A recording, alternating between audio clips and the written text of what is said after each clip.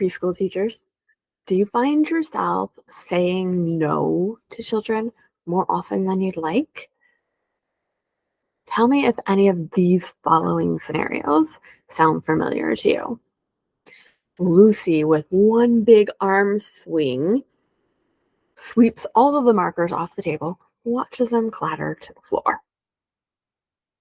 You tell her that that's not an appropriate use of classroom art materials and ask her to pick up the markers. Or how about this one? Parker takes every single one of the blocks and lines them up in one long straight line across the floor. No one else is using the blocks or worried about it, but you decide as a teacher anyway to remind Parker that classroom materials are shared materials and that he can't use up all of the materials. Or how about this one? Tom patiently twists and pulls and works at one of those egg shakers until it busts up, a seam busts apart, and all those little tiny white beads inside the shaker spill out all over the carpet. And as you are reaching for the vacuum, you admonish Tom that that's not respectful of classroom toys and, he needs to play with toys the right way. So I am Nicole Travillas-Fravel, and this is Wildwood Teaching.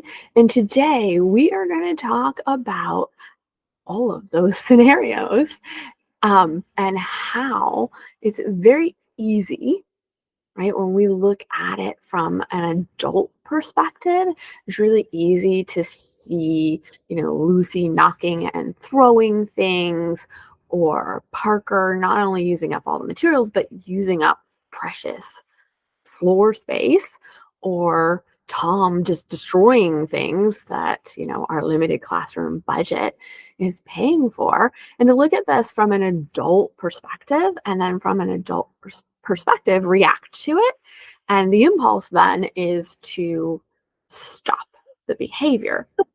But if we look at it from a child's perspective, we take a step back and observe from a child's perspective, from somebody who is still learning principles of balance, who is still learning about cause and effect and their efficacy, right? How they can cause something to happen or not to happen, who is trying to figure out math principles, symmetry, sorting, patterning, or just simply how things work.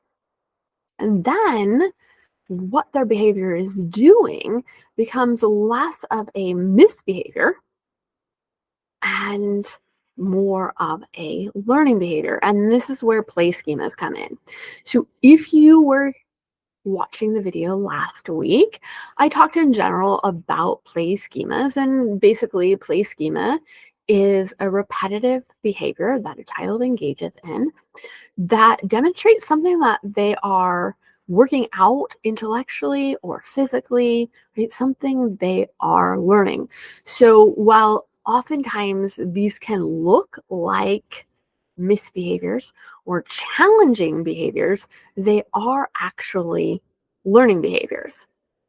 And so I want to take a deep dive today into 3 of those play schemas, into trajectory and positioning and connecting schemas, and really talk about what children are learning and how we can manage that in the classroom, right? While keeping everybody safe and keeping our classroom materials in workable conditions, but still letting children have the exploration time that they need.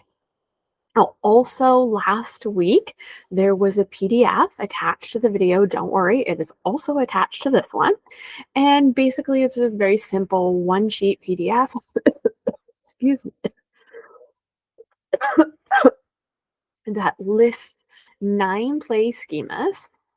And then the next column tells you some behaviors that children might be exhibiting that might be a clue that this is the schema that they're working on right now. And then the next column has what they're learning. So, how you can feel okay with it in your teacher mind that this play is purposeful and we do have a reason for it within a preschool setting. The last column has extension ideas, but it really doesn't have extension ideas. That last column is blank and it just says, how can I extend this play schema? And the reason it's blank is we are going to go through some extension activities for each of those schemas in this next series of videos. Um, but you are welcome to, take my ideas and run with them. But I also left that space blank because I want you to be able to think about your setting and what's available to you in your setting and the children that you are working with and what kinds of challenges they might be working on or they might be interested in. So it's not just busy work for you to copy what I'm saying in the video. It's really for you to take some time and come up with your own extensions that you know will work with the children in your setting. So let's look first at trajectory schema. And that's may or may not be what Lucy was doing in that first scenario. All real scenarios, by the way, from my teaching life, things that have actually happened in the classroom. Um, so when children are dropping, throwing, knocking down objects, they might be working on trajectory schema. So they might be learning cause and effect. They might be learning about gravity. They might be learning about force, right? All of the physics. And yes, it's quite possible that it's not trajectory schema and that Lucy is frustrated or Lucy is working out some sort of emotion. And for that, you really just need to take a step back and observe, and you'll know, right? Is she screaming while she's doing it? Is she, was she drawing something and it didn't work? Like what happened right before it? Or really is it, I'm dropping something and I'm happily watching it. I'm dropping something and I'm happily watching it. And then you'll kind of know how to proceed from there once you take a step back. You'll know their mindset. So, if it's something else, if it's frustration, deal with it on that level. But if it's trajectory schema, what I'm going to suggest, one, always with any schema, is the first thing we're going to look at is safety, right? Is everyone, the child who is exhibiting the schema and the other children in your class, are they safe, right?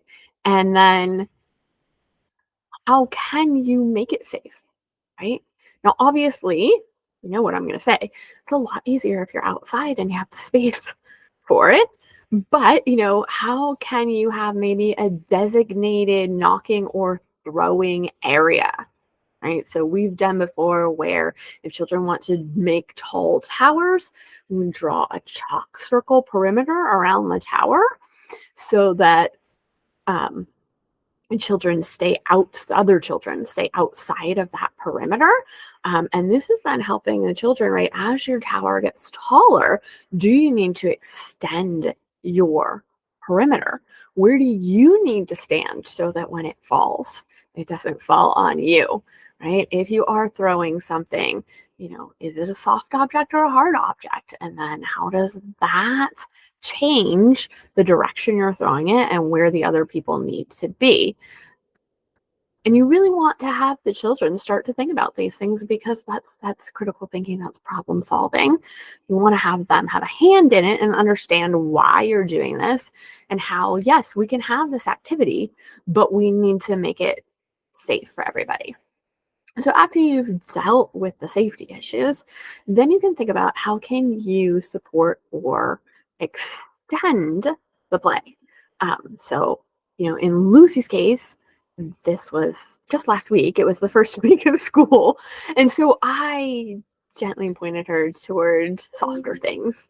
Just this is what we're ready for at, just turned 3 in the beginning of the year, right? If you're interested in watching things drop, if you're interested in throwing things, let's move away from the rocks.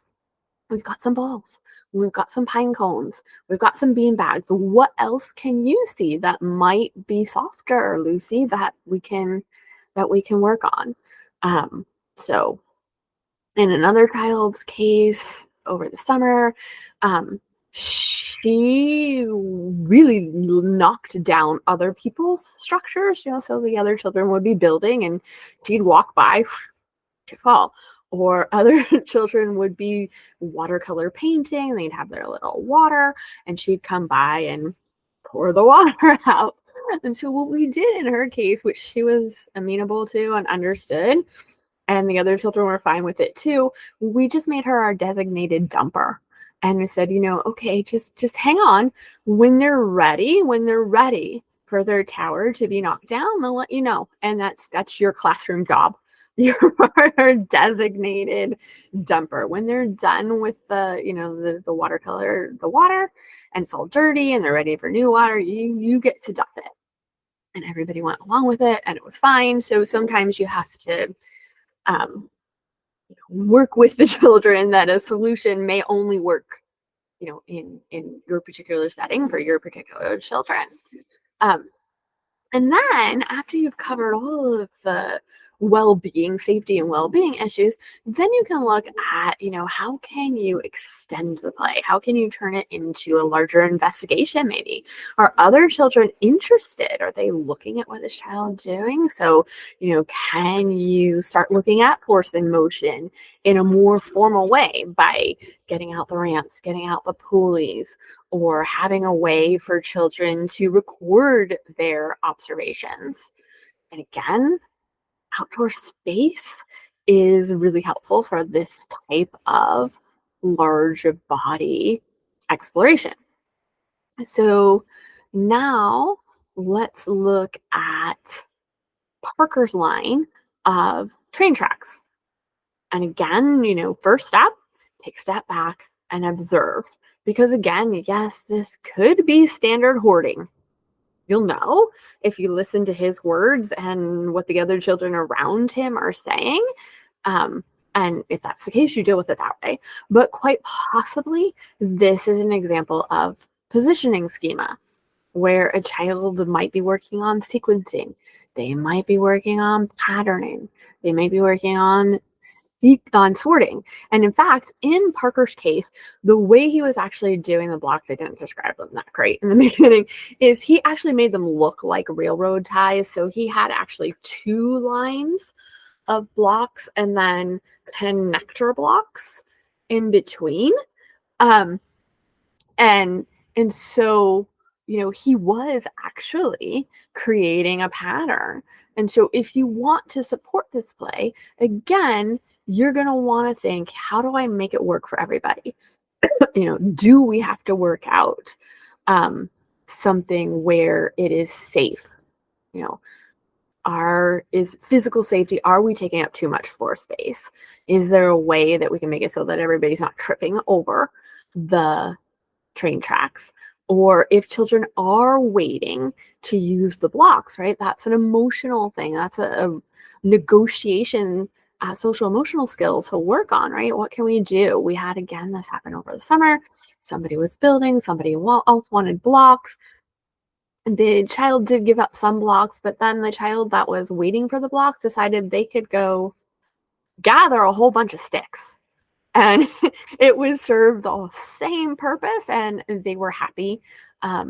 So this is, again, another plug for using the outdoor classroom where you can have access to as many sticks as you want. And then we've passed all of those, making it work stage, you're going to think, how can you extend the play? So obviously having a lot of natural loose parts around are helpful because they can be accessories to anything. They can be lined up. But you can also add in some tools that provide for some math exploration, right? You can bring in a number line or create one with chalk on the ground. You can bring in some measuring tools, right? Bring in the rulers. You can so that they can see how long their tracks are, right? Start bringing in the vocabulary. Or you can bring in maybe ice cube trays or something else that encourages some of that sorting. Right. Last scenario, which is related, right? I hope you're seeing too that these play schemas, just like everything else in early childhood, don't usually act in isolation. So while Parker might have been doing positioning schema, he might also have been doing connecting schema, where you are thinking about, right, connecting blocks together or tying something together.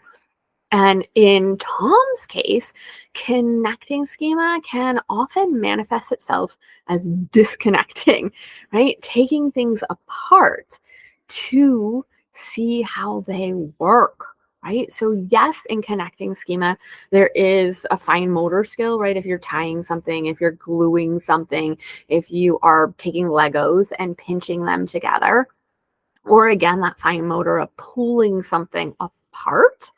um, but some of it too is just how does it work? And I firmly believe that what Tom thought he was doing was figuring out, oh, what's making that noise? What's making that noise? I need to figure out how this egg shaker works. Um, and then, I would recommend having some sort of tinker station that encourages both connecting and disconnecting, so that you have glue, so that you have yarn, so that you have pipe cleaners, so that you have sticks, so you have a way of joining things, but that you also bring in things that can be safely taken apart, right? Old telephones. You just want to make sure that batteries are removed, electrical components are no longer there, right? No longer live, before you are offering something that children can take apart. Pulling apart petals on a flower, the little spines on a pine cone. Those are all things that children can work to disconnect and understand um, how it works. So we covered three schemas today. We covered trajectory, we covered positioning, we covered connecting, and we looked at how you can support it within the classroom. Um, Next week, we are going to take a deep dive into transporting schema. So I hope you will join me, and I will see you there.